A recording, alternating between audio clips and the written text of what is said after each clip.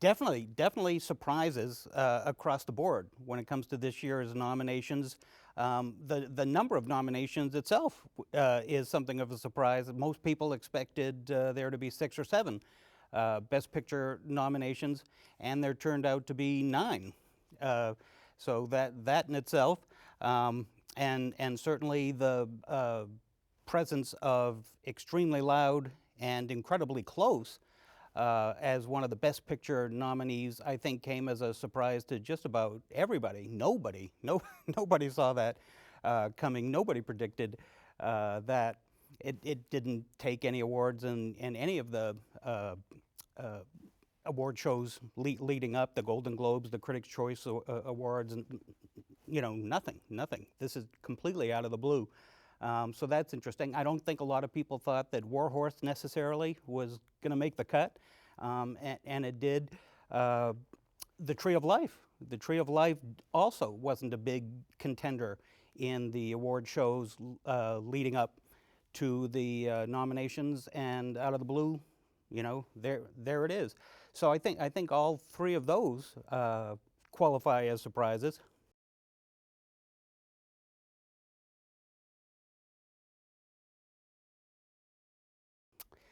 I don't think so, really. I think the movie to beat this year is The Artist. Um, I've never understood, since this whole process began this year, why The Descendants, has been so dominant.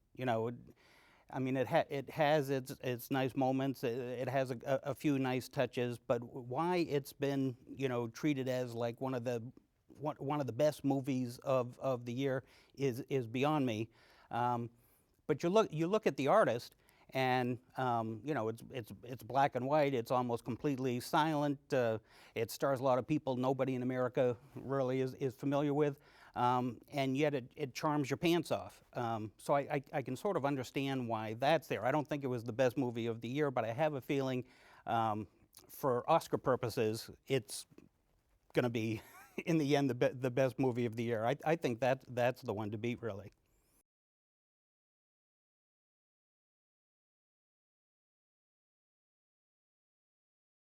So when it comes to Best Picture, I really don't think we're gonna see a sleeper all of a sudden appear. I think it's going to pretty much come down to The Descendants and The Artist. And as I say, I think The Artist is going to have a pretty good evening.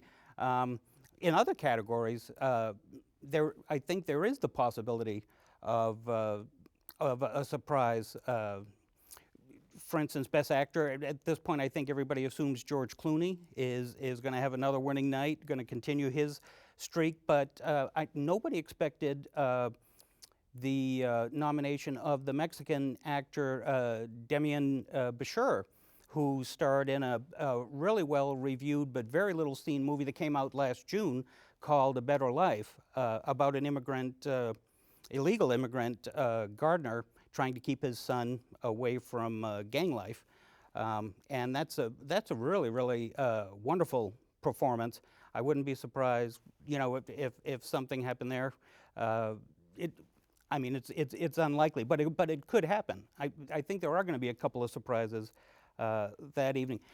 When it comes to Best Supporting Actor, everybody assumes at this point, with the momentum, Christopher Plummer is going to win for Beginners, but all of a sudden you've got Nick Nolte nominated for his performance in Warriors, another movie that's that's a really great movie that because it came out at the wrong time and wasn't marketed very well, relatively few people have seen. It's a great movie, and Nick Nolte gives a wonderful performance in it. That could be interesting. Um, one of the really surprising nominations, as far as I'm concerned, was the nomination of Rooney Mara from The Girl with the Dragon Tattoo, which effectively knocked Tilda Swinton out of the running. She had been nominated pretty much in all of the contests leading up to this, for her wonderful, riveting performance in We Have to Talk About Kevin. That's a really shocking development. Just last year at this time, she was just a bit player in the Social Network, and suddenly she's in there with Meryl Streep, nominated for Best Actress. Uh, so that's a category that has a little bit of potential for a surprise too, I think.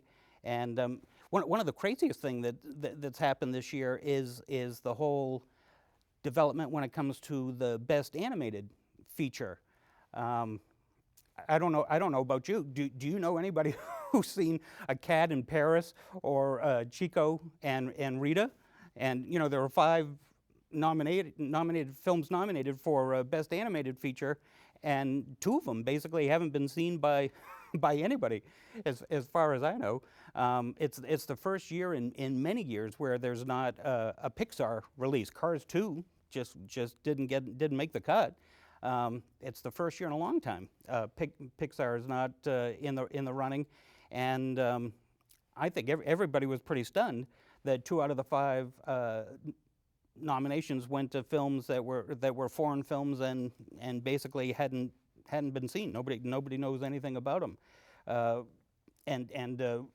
One final thing I'd say in terms of surprises, a very pleasant surprise, is that Melissa McCarthy from Bridesmaids did get a nomination for Best Supporting Actress, and that was really unexpected, because the Academy is famous for not being a fan of broad comedy. And if you've seen Bridesmaids, you know that well, let's just say Melissa McCarthy and Meryl Streep.